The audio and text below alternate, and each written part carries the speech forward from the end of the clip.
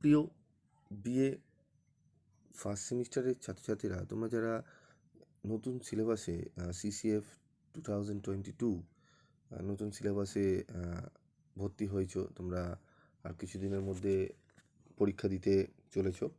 তো তোমাদের জন্য বলি, কলকাতা এবং অন্যান্য বিশ্ববিদ্যালয়ের জন্য, বিশেষ করে কলকাতা বিশ্ববিদ্যালয়ের জন্য তোমাদের history, education, Bengali, sociology, political science, English, AEC, EVS, constitutional value, economics, এই সমস্ত পেপারের নোটস তোমরা পাবে।